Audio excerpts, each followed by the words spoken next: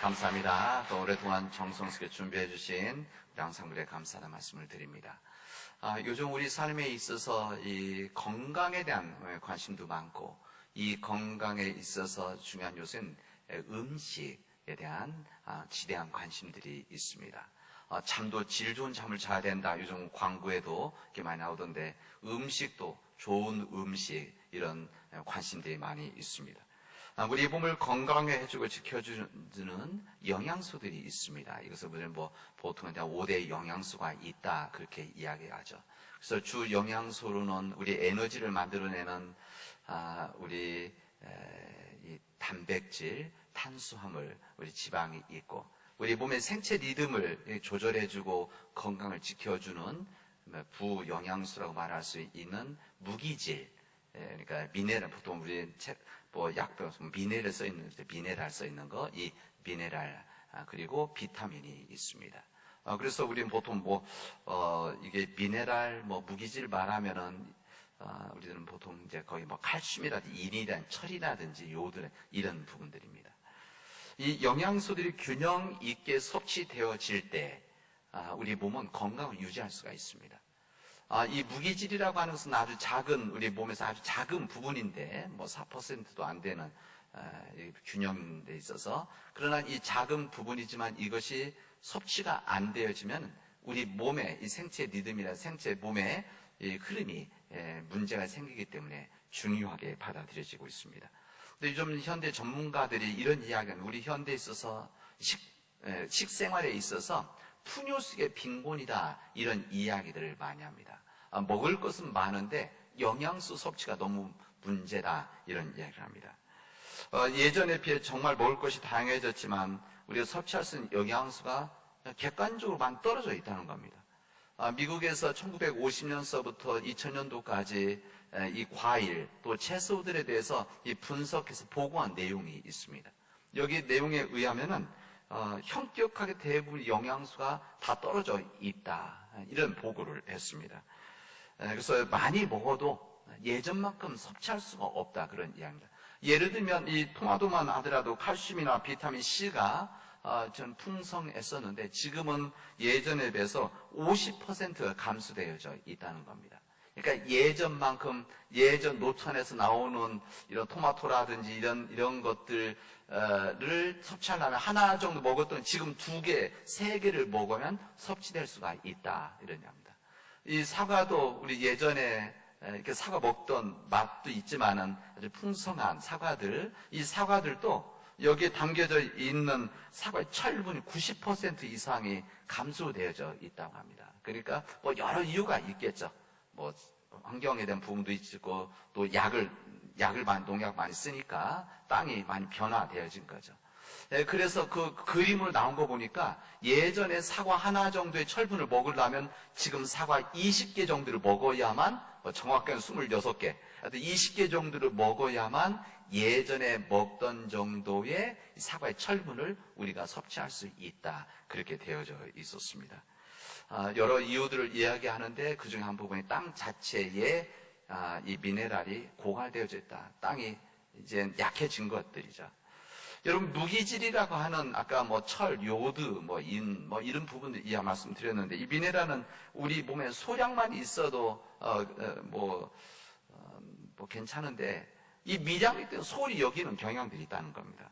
그러나 이 소량만 있으면 필요한 이 무기질 미네랄이 부족하면 건강에 이상 증세가 나타난다, 이렇게 이야기를 합니다. 근데 우리 현대인이 미네랄 불균형의 수준이 높다는 거예요. 이 불균형이 많아서 우리 몸의 건강을 유지하는데 여러 영향을 주고 있다, 그런 이야기입니다. 그렇게 되어지면은 우리 삶의 질이 떨어지고 또 치명적인 질병에 노출될 위험이 커져 있기 때문에 이 5대 영양소, 우리가 잘 아는 단백질, 탄수화물, 지방뿐만이 아니라 이 무기질, 이 미네랄, 그리고 비타민, 이런 것을 충분히 함께 골고루, 어느 한쪽이 많아서가 아니라 골고루 흡수되어질 때 우리 건강한 몸을 유지할 수 있다, 이렇게 이야기합니다. 우리 영양소의 균형이 있을 때 몸이 건강해지듯이 오늘 제가 말씀드리고자 하는 것은 우리 신앙과 우리 영적인 삶도 마찬가지라는 겁니다. 우리 영적인 삶, 신앙적인 삶도 균형 잡혀 있는 이 삶이 있을 때 우리 믿음, 우리 신앙, 우리 삶이 건강함을 유지할 수가 있고, 그래서 우리들이 이 땅에서 복된 삶을 살아갈 수가 있는 것입니다. 우리 건강한 믿음을 위해서 우리들에게 일반 생각하는 주 영양소와 같은 신앙생활, 믿음 생활이 있고, 또 아주 작은 부분이지만 이런 우리 믿음의 삶 가운데 있는 이 작은 영양소 같은 부분들도 있습니다. 그러나 이 두 가지 영양소, 이 5가지 영양소를 우리 몸에서는 유지하듯이 우리 믿음의 삶에 있어서도 믿음 생활의 균형이 잘 잡혀 있을 때, 때로는 우리가 보기에는 작고 보잘것 없는 우리 믿음의 삶들, 이런 부분들이 있을 때, 이런 부분이 함께 골고루 되어져 있을 때 우리가 믿음 안에서 건강해지고 영적으로, 육적으로, 그리고 우리 개인적으로는 기쁨이 있고 담대한 삶이 되어지는 것이고, 세상 사람의 기쁨과 희망이 되어지는 사람들이 바로 균형 잡힌 영적 생활 가운데 이루어진다는 것입니다.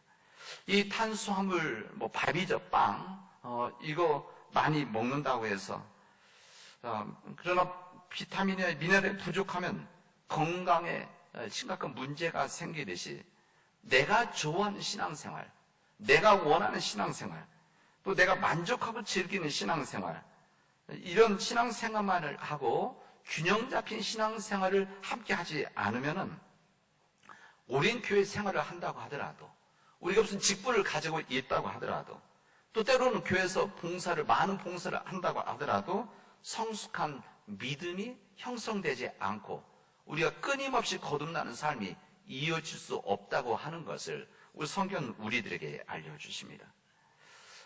저도 마찬가지죠. 목회자로서 제가 설교를 할 때 제가 좋아하는 본문의 말씀들이 있고 제가 좋아하는 성경 내용들이 있죠. 그리고 제가 마음 편하게 설교할 수 있는 사실 그런 내용들이 있습니다. 본문들이 있죠. 그러나 그렇게 되면 제가 끊임없이 제가 좋아하는 본문만 가지고 설교를 계속하면 우리 교인들의 신앙에, 믿음에 편식을 하게 되어지는 것이고, 균형 잡히지 못해서 말씀에 이것은 문제가 일어나게 되어집니다. 그래서 저도 제가 좋아하는 본문을 잡지 않도록 하기 위해서 교회력 설교에 따라 교회력 우리 교단에서 정한 가능하면 이렇게 설교하라고 준 본문의 말씀을 저도 주어진 말씀을 가지고 묵상하는 거고 나누고 준비하는 겁니다. 때로는 제가 원치 않는 본문들도 있지만 그러나 내가 좋지 않더라도 이것을 우리 교인들에게 전해야 될 내용이다 하고 전하는 것이죠. 여러분, 신앙의 불균형 속에 있었던 사람들이 있습니다. 이게 참 심각한 일이죠. 다른 사람들이 보면 건강한 것 같지만 실제는 불균형의 신앙을 가지고 있었던 사람들, 또 더 심각한 문제는 사람들이 치명적인 해를 끼치고 있는 사람들이 있었습니다. 이 사람들이 누구냐? 구체적으로 말한다면 오늘 마태복음 본문에서 말하는 예수님이 지적하시는 바리새인들과 여기 나와 있는 서기관들입니다. 이들은 심각한 율법주의에 빠져 있었습니다. 심각한 율법주의에 빠져 있는 이 서기관, 또 제사장들이셨죠. 그리고 이 바리새인들입니다. 이런 내용이 오늘 새 본문에서 다 같이 우리에게 알려주시고 있습니다. 이 균형 잡힌 신앙이 얼마나 중요한 것인가. 그래서 이 구약에서는 이 유대교의 근본 정신은 이 하나님의 정신을 지키지 못했었던 유대인들, 선민의식 때문에, 지나친 율법주의 때문에 온전한 믿음의 삶을 살아가지 못하고 불균형 속에 있었던 유대인들이 향한 말씀, 그리고 오늘 복음서 말씀은 오늘 여기 있는 대로 이 바리새인들과 유대인, 바리새인들과 서기관들, 이런 신앙의 균형 잡혀있지 않았던 예수님 시대의 신앙 지도자들, 그리고 오늘 읽었던 이 서신서 말씀은 그 당시에 디모데전서에 있는 말씀은 이단에 빠져 있었던 그 당시에 영지주의라고 하는 것은 우리의 정신, 우리의 영적인 부분들을 고귀하고 우리 몸은 이것은 하찮은 것이다, 죄덩어리다, 이것을 구분을 해서 예를 들면 예수님의 십자가의 죽음은 상징적인 것이 예수님의 십자가 몸은 고통이 없었다고 주장하던 그런 사람들입니다. 이런 영지주의에 빠져 있었던 신앙의 불규정에 있었던 사람을 주시는 오늘 주님의 말씀드립니다. 이들은 겉으로 보기에는 신앙의 전문가 됩니다. 그리고 다른 사람들이 보기에도 이들의 신앙 겉모습은 너무나 훌륭한 모습들이었습니다. 그런데 이들은 심각한 영적 불균형에 빠져 있어서 자신들 음식을 많이 먹기만 하면 건강하다고 생각하는 사람들과 같이 신앙생활에 있어서 영적인 지도에 있어서 그런 문제들을 가지고 있었습니다.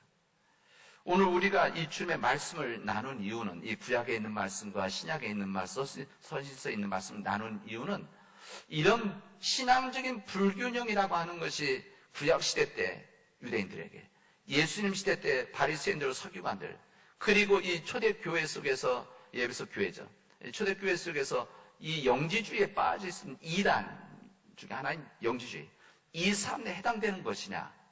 그게 아니라 지금도 우리가 그런 믿음에 문제에 빠질 수가 있다는 겁니다.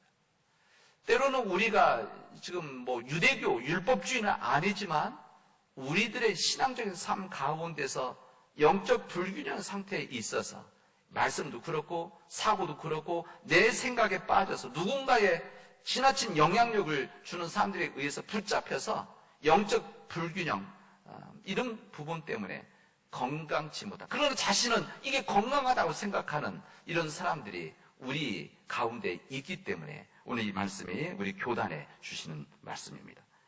예수님께서 이 메시아 활동, 예수님의 공생애가 시작이 되셨을 때 이 유대교 지도자들, 이 제사장, 서기관, 바리새인들과 마찰이 시작이 되어진 겁니다. 이것은 그냥 작은 마찰이 아니라 가면 갈수록 예수님께서 말씀을 하면 할수록 부딪힌 일들이 점점 늘어나기 시작을 했습니다. 그래서 예수님께서는 그 당시 때 유대교 지도자들에 의해서 끊임없이 비판을 받고 끊임없이 공격을 받게 되어집니다.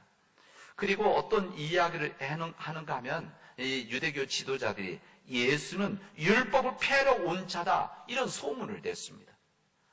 왜 이런 소문이 났는가 하면 예수 율법에 대해서 여러 가지 이야기를 하셨고, 예수님께서 온전치 못한 율법, 껍데기 율법을 지키고 있던 사람들에 대해서 예수님께서는 바로 이야기하셨기 때문에 돌려서 얘기하지 않고 나쁜 것은 나쁘다, 좋은 것은 좋은 것, 이것을 분명히 얘기하셨기 때문에 그렇습니다. 그래서 예수님께서 율법을 폐하러 온 자라고 하는 이 소문을 냈기 때문에 이게 굉장히 부정적인 영향이 컸었습니다. 사실 그때는 그 누구든 율법의 폐기를 말하는 것은 이것은 심각한 일이었고 그 당시 상황에서는 죽음을 의미하는 일이었었습니다. 지금이야 다종교, 여러 가지 인권 이것도 있지만 그 당시 때 유대교, 전적인 유대교 이 사회 속에서 거기다가 유대교의 가장 중심에 있는 율법, 이 바리새인들, 서기관들, 제사장들이 굳게 둘러서 지켜야 된다라고 하는 이 율법을 폐하러 온 사람이다, 이런 이야기는 이것은 아주 심각한 부정 영향이 있었습니다. 주님 이것을 알고 계셨습니다. 여러분, 우리 주님은 율법에 대한 사랑이 확실하셨습니다. 율법에 대한 입장이 지금은 확실하시죠. 이 유대교 지도자들이 소문냈었던 율법을 폐하러 온 자다, 이런 수준이 아니고 예수는 율법에 대한 분명한 생각을 가지고 계셨습니다. 율법에 가지고 있는 기본 정신, 하나님께서 왜 주셨는가, 하나님의 마음이 무엇인가를 예수는 알고 계셨습니다. 그래서 이 율법의 정신, 하나님의 마음이 이 무너진 것에 대해서 예수님은 안타까워하시고 마음 아파하시고 그 다음 분노를 하셨습니다. 왜 그런가 하면 우리 주님은 하나님의 기본 정신, 율법의 정신을 알고 계셨기 때문에 그렇습니다. 우리 주님께서 말씀으로 이 땅에 오셨다고 하시는데, 그러면 우리 하나님 아버지라고 하는 예수님께서 하나님 아버지의 뜻을 알고 계신데, 이 아버지의 뜻이 왜곡되어진 그 시대의 율법에 대해서 예수님은 선명하게 말씀하셨기 때문에 그렇습니다. 지금 우리에게 있어서도 이런 생각들이 좀 있죠.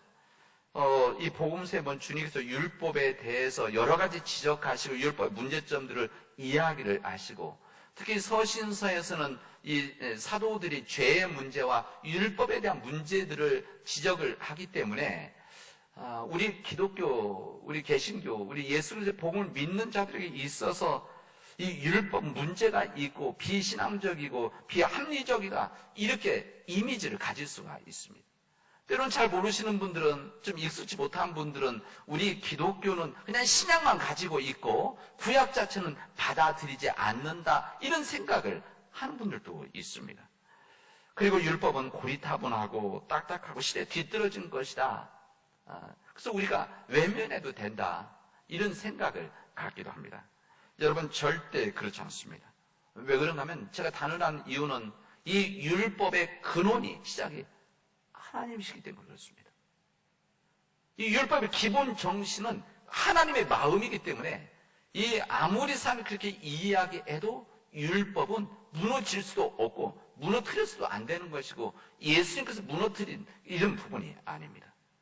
하나님이 택하신 백성들이 그 주신 약속 안에서, 하나님이 주신 그 복락 안에서 영원토록 살아갈 수 있도록 하나님께서 사람들에게 허락해 주신 하나의 그 그릇이 율법이기 때문에 그렇습니다.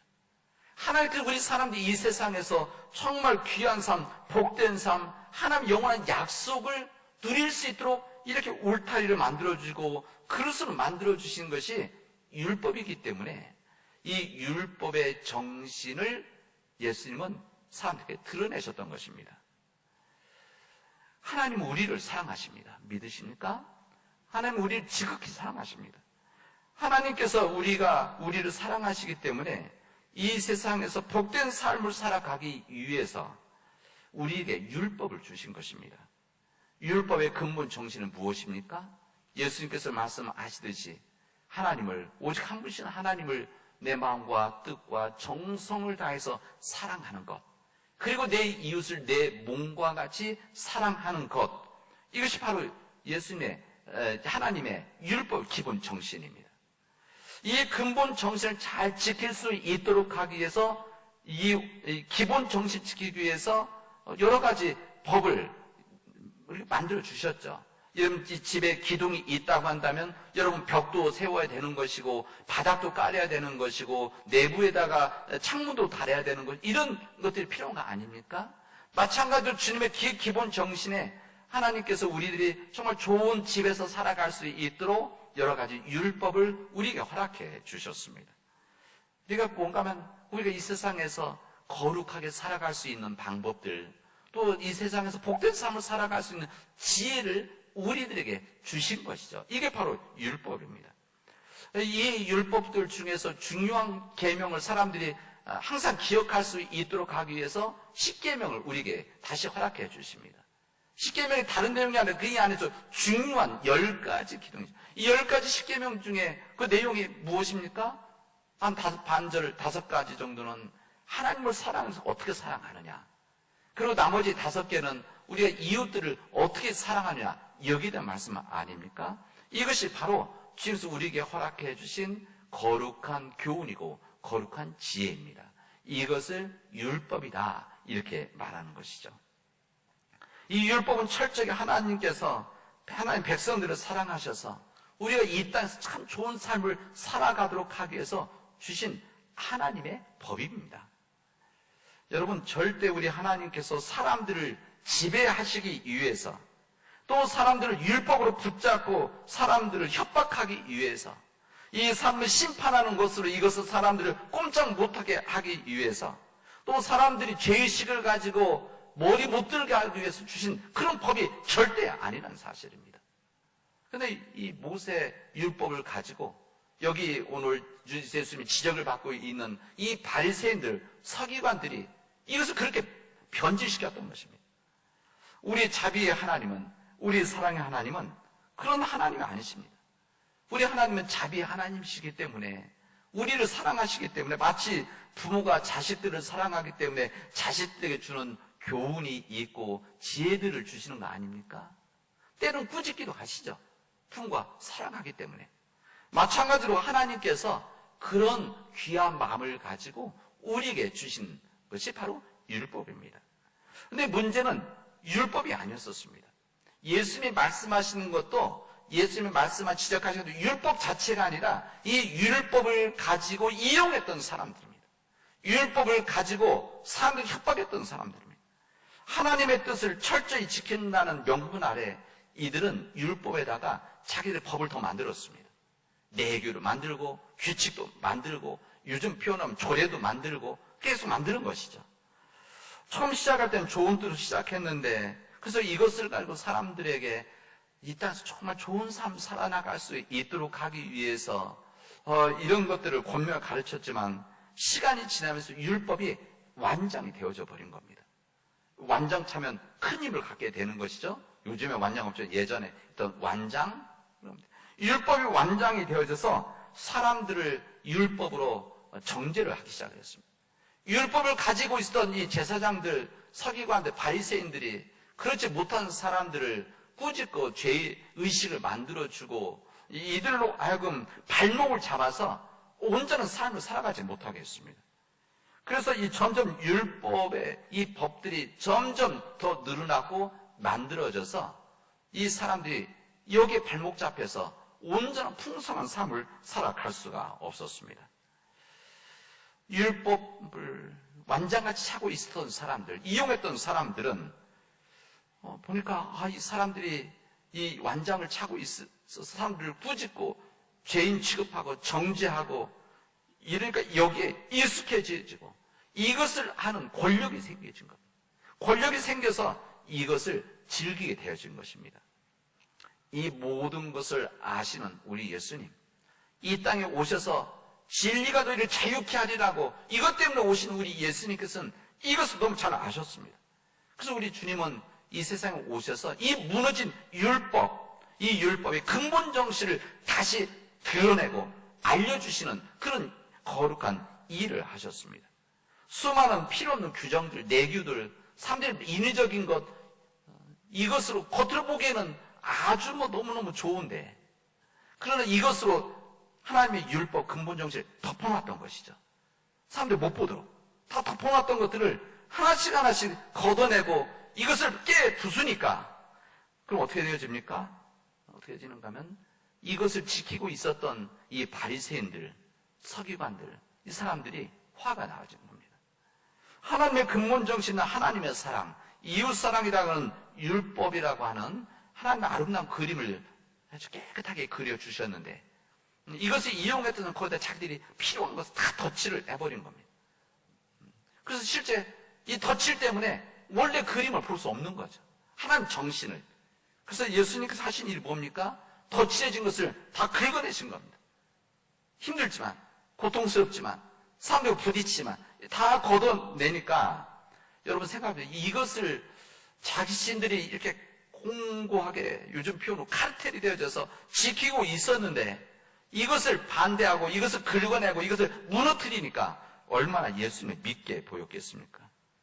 말만 하면, 손만 까딱하면 머리 숙이고 사람 꼼짝 못하던 사람들이 자기들이 하던 시키는 거 다 했던 사람들이 그래서 권력을 누리고 주머니에 돈이 풍성해졌던 그 사람들이 예수님께서 그것을 막아버리니까 그대로부터 회방 놓는 거죠. 이렇게 생각하니까 그대로 놔둘 수가 없었습니다. 불편하다가 이 불편한 정도가 아니라 이게 불안해졌고 이제 불안을 넘어서 위기의식을 느껴서 이대로 놔둬서는 안 되겠다. 그래서 예수님을 잡아서 죽이자 이렇게 결단했던 겁니다. 바로 그 당시 때 거대한 조직의 폭력이죠. 예수님은 폭력이 있었습니다. 끝내는 자신의 기득권을 반대하고 자신들이 깊이 숨겨두었던 하나님의 뜻을 알리려던 예수님을 끝내는 십자가에서 못을 박아서 죽게 만들었습니다. 여러분, 그러나 하나님의 이 기본 정신이 죽겠습니까? 로마서 말씀처럼 이 세상에 어떤 위협도, 칼도, 창도, 죽음마저도 예수 그리스도 안에 있는 하나님의 사랑은 끊을 수가 없었습니다. 그 하나님의 사랑은 복음이라고 하는 씨앗으로 온 세상에 뿌려져서 온 세상에 하나님의 근본 뜻인 하나님 사랑하는 것과 이웃들을 사랑한다고 하는 이 근본 정신이 교회를 통해서 지금도 지금도 살아 역사하고 있는 것입니다. 이게 바로 하나님의 역사죠. 이 역사의 사도 바울은 오늘 이렇게 말합니다. 율법의 정신은 무엇이냐? 청결한 마음이다. 그리고 선한 양심이다. 그리고 거짓이 없는 믿음에서 나오는 사랑이다라고 오늘 우리에게 말씀하십니다. 율법이라는 그릇에 담겨진 주님의 사랑이 있는 것이다. 이 율법의 그릇에 담겨져 있는 선한 양심이 있는 것이고, 율법 안에 담겨져 있는 청결한 마음이 바로 여기에 담겨져 있는 것이라는 것을 그때 초대교회 사람들에게, 그리고 오늘의 주님 믿는 우리들에게 말씀해 주시고 있습니다. 우리가 하나님 말씀인 율법, 하나님의 기본 정신인 이 하나님 사랑과 이웃 사랑을 가지고 우리들이 신실한 이런 삶을 살아가면 우리 안에 청결한 마음을 하나님께서 허락하신다는 겁니다. 이 하나님 말씀대로 살아나가면, 율법대로 살아나가면 우리 안에 선한 양심이 만들어진다는 겁니다. 그리고 그 말씀 안에 살아가게 되어지면, 이 율법의 근본 정신을 가지고 살아가게 되면 우리 안에 거짓이 없는 믿음에서 나오는 사랑이 우리에게 임하는 것이다. 이것을 말씀해 주십니다. 우리 사랑 믿음의 교우 여러분, 우리 안에 이 청결한 마음, 선한 양심, 그리고 믿음에서 나오는 사랑이 풍성해지기를 원합니다. 여러분, 교회는 세상 가장 소중한 하나님의 사랑과 말씀, 이 하나님의 은혜, 이 율법을 나누고 증거한 그릇입니다. 우리 교회가 그런 그릇이죠. 이 소중한 사랑과 말씀을 담아내는 이 그릇, 하나님께서 뜻이 있어 우리를 그렇게 그릇으로 만들어 주셨습니다. 우리가 그 그릇에 한 사람 한 사람들이죠. 그런데 이 그릇이 더러워지면 사람들에게 환영받지 못하고, 사람들로부터 소외당하게 되어지고, 거부되어지고, 손가락 당하죠. 우리가 부끄러운 사람들이 되어지고 죄진자가 되어지는 겁니다. 그래서 우리 교회가 정말 신실해져서, 그래서 힘들고 어렵지만, 세상 사람들이 넓은 문을 통해서 넓은 길을 가려고 하지만, 우리가 좀 힘들고 어려워도 좁은 문을 통해서 좁은 길을 가는 길을, 그 길을 통해서 이 율법의 정신에 담겨진 우리 교회를 깨끗하게 만들려고 하는 겁니다. 정화시켜 나가는 것이죠. 그래서 세상 사람들이 교회라는 공동체가 정말 이 안에 들어가면, 이 안에 담겨져 있는 이 청결한 마음, 선한 양심, 믿음에서 나온 사랑이 풍성한 사람으로 이 땅에서 복된 삶을 살아갈 수가 있겠구나. 그 마음을 가지고 주님의 몸된 공동체에 들어오기를 원하는 이 역사가 바로 우리 선교의 정신이라고 할 수가 있습니다. 여러분, 하나님의 사랑과 말씀을 담아내는 그릇인 우리 자신, 우리 가정, 우리 교회가 그래서 끊임없이 날마다 스스로 돌아봐야 됩니다. 주님께서 은혜를 허락해 주신 이 그릇인 내 몸이, 하나님의 은혜가 담겨져 있는 우리 가정이, 우리 교회가 더러워지진 않았는지, 내가 생각지 못할 때 오염되어져 있는 것은 아닌지, 숨겨놓은 하나님의 이 근본 정신이 유지되고 있는지를 끊임없이 돌아보면서 끊임없이 이것을 정결하게 만들어 나가는 우리의 노력이 없이는 우리 지킬 수가 없는 것입니다. 주님의 율법, 우리를 사랑하시기 때문에 주신 율법의 근본 정신은 믿음에서 나오는 사랑을 가지고 이번 한 주간도 우리 신실하게 살아가도록 합시다. 여러분, 이젠 가정으로 돌아가고, 여러분 일터로 돌아가서 하나님께서 허락해 주신 믿음에서 나오는 그 사랑을 가지고, 또 여러분의 가진 선한 양심을 가지고, 청결한 마음, 그 마음을 가지고 여러분의 있는 모든 곳에서 예수 그리스도의 빛을 발하도록 하십시오. 하나님께서 함께해 주시고 도와주실 것입니다. 기도합시다. 은혜가 풍성하신 하나님, 감사합니다. 오늘 저희들에게 귀한 은혜 주셔서 주님 말씀을 듣게 하시고, 주님 말씀 앞에 서게 하시고 도전받아서 결단하게 하여 주시오니 감사합니다. 하나님, 주님 믿음 안에서 하나님 우리에게 청결한 마음과 선한 양심, 그리고 믿음에서 나오는 사랑으로 풍성한 하나님의 사람이 되어져서 이 세상에 나가서 담대하고 기쁜 삶 살아가게 하시고 세상을 변화시켜 나갈 수 있는 믿음의 백성들이 되게 하시고 믿음의 가정이 되게 하시고 믿음의 우리 교회가 되어지도록 인도하여 주시옵소서.